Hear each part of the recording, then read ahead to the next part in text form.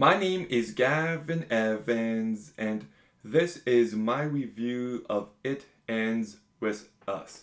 And this movie did very well at the box office, and I know plenty of people who loved it. So I gave it a chance. I watched this movie with an open mind, and it's not good. In fact, I would say it's terrible. But let's begin by talking about the cast. And Blake Lively does give a good performance. It's not great, but she sells you on everything she needed to well enough. Justin Bordoni, I think, is very good though. You understand how she falls for him. Like, he can be very charming and likable, but then he also showcases the darker side of his character incredibly well, and he has more to work with, and he is convincing enough. And those two did have good chemistry. I look forward to seeing Blake Lively and Justin Bordoni working together in the future. Jenny Slate does a perfectly fine job. I like her personality and what she brought to this movie. Brandon Sklenar, I think, can be very charming and he does a pretty decent job.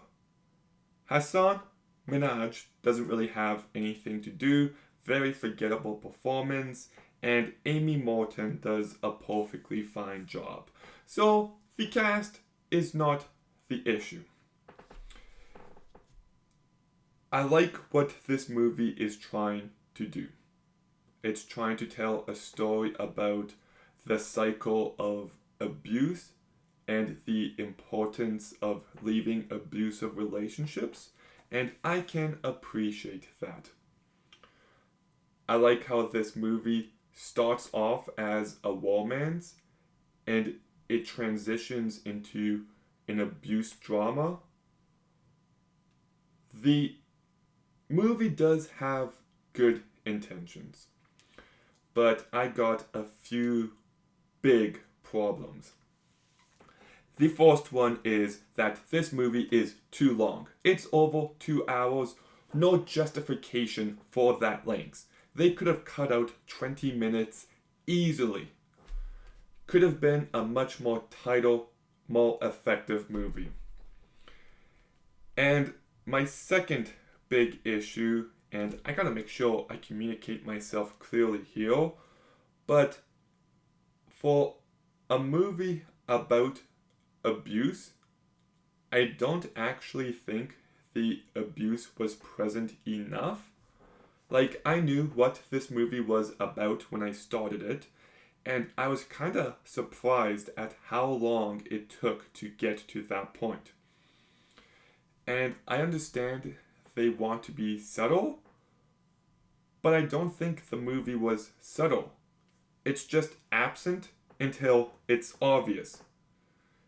And I don't know, the treatment of such subject matter, it felt off. Like, it lacks the weight it so desperately needed, and this movie tries to make you cry, and if I don't cry, you definitely failed at something.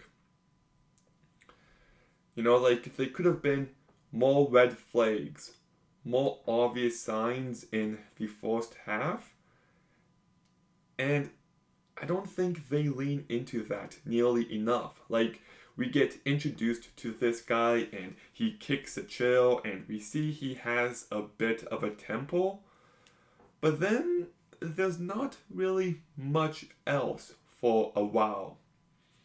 And I do appreciate the fact that they did try to give him some depth. He's not just cartoonishly evil, but I still feel like they could have just handled this story in a much more effective manner. And yeah, if you want to watch some good movies about abuse, There is a movie starring Anna Kendrick called Alice Darling, which I found to be very powerful. It's a horror movie, but there's one called The Invisible Man that I think is very effective. And there's a TV show called Made, which I thought was just incredible. So I'd recommend those three stories over this one. This one just didn't hit those beats it so desperately needed to. I can see what the movie was going for and what it was trying to do, but in the execution it just fell flat, so I'm giving It Ends With Us a 3 out of 10. Okay, have you seen It Ends With Us? What did you think? Let me know in the comments down below. Make sure you like, comment, subscribe. Stay tuned for more videos soon. And Gavin, out.